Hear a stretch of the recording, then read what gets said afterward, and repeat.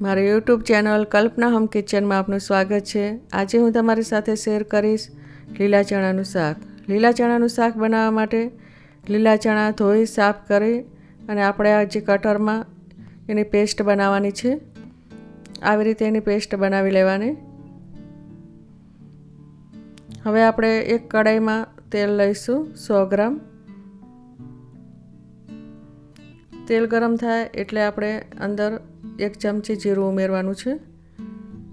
જીરું બરાબર ફ્રાય થાય પછી આપણે આદુ લસણ મરચાંની પેસ્ટ ઉમેરવાની છે 1 ચમચી। આ જે પેસ્ટ છે તેને આપણે એકદમ કડક કરવાની છે બ્રાઉન કલરની, કે જેનાથી આ જે શાકનો ટેસ્ટ સારો આવે છે। તો આપણે એને બ્રાઉન કલરની કરવાની છે।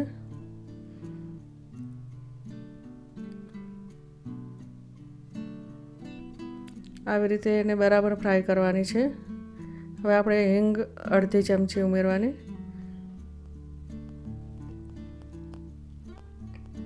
આવી રીતે બ્રાઉન કલર થાય પછી લીલું લસણ 1 ચમચી ઉમેરવાનું। લીલું લસણ ઓપ્શન છે, હોય તો જ ઉમેરવાનું, ના હોય તો ચાલે।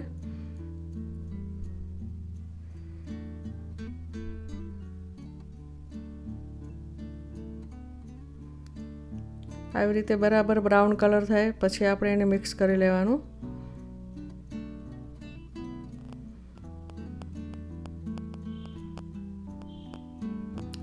ડુંગળી છે 200 ગ્રામ, તેને પણ મેં કટરમાં પેસ્ટ કરેલી છે। આને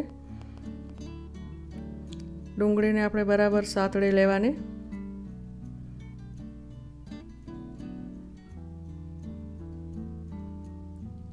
આવી રીતે ડુંગળી થોડી તળાય એટલે આપણે અંદર લીલા ચણાની પેસ્ટ ઉમેરીશું।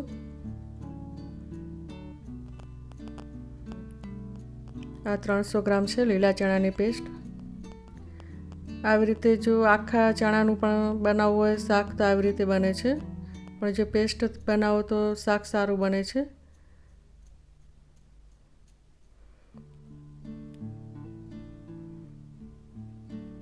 હવે આપણે મરચું પાવડર 1 ચમચી ઉમેરવાનું છે, હળદર પાવડર 1 ચમચી,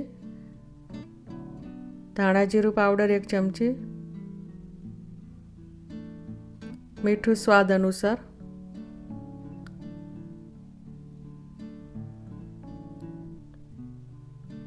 ગરમ મસાલો 1 ચમચી। આ બધા જ મસાલા ઉમેરીને આપણે એને મિક્સ કરી લેવાનું શાકને। આવી રીતે બરાબર આ શાકને મિક્સ કરી લેવાનું।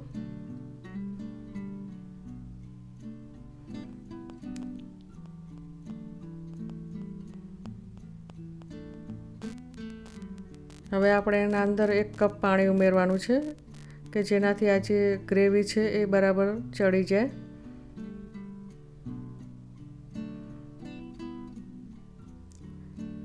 આવી રીતે બરાબર મિક્સ કરી અને આપણે એને ઢાંકણ ઢાંકી દેવાનું।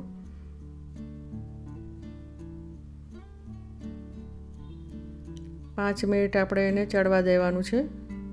5 મિનિટ પછી આ શાક ચડી જાય છે।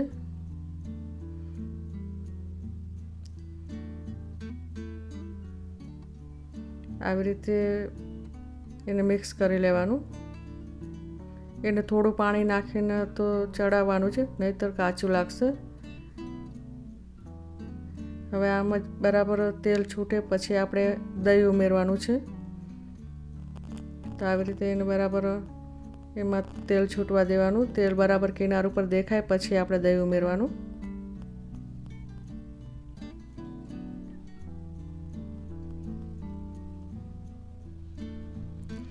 આ શાક પરોઠા સાથે રોટલી સાથે સારું લાગે છે। આ દહીં છે 200 ગ્રામ। દહીં તમે વધારે ઓછું ઉમેરી શકો છો। આ દહીંથી જેનું શાક છે એનો ટેસ્ટ સારો આવે છે।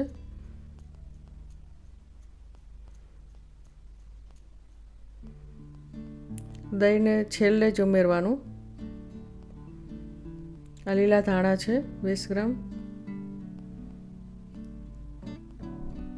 લીલા ધાણા ઉમેરીને મિક્સ કરી લેવાનું।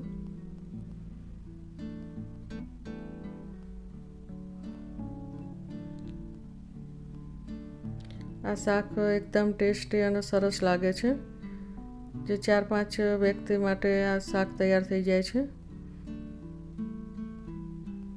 આવી રીતે આ શાકને મિક્સ કરી લેવાનું અને આ શાક હવે તૈયાર થઈ ગયું છે.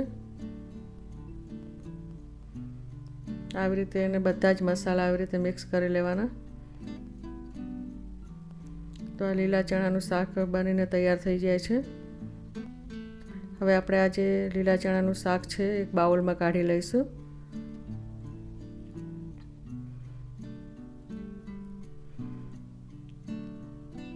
આવી રીતે આ જે લીલા ચણાની સિઝનમાં આવું શાક બનાવવાથી એકદમ સરસ બને છે. તો ફ્રેન્ડ્સ, મારી આ રેસીપી પસંદ આવી હોય તો શેર કરજો, સબસ્ક્રાઈબ કરજો અને હવે મળીશું બીજી રેસીપીમાં. ત્યાં સુધી બાય.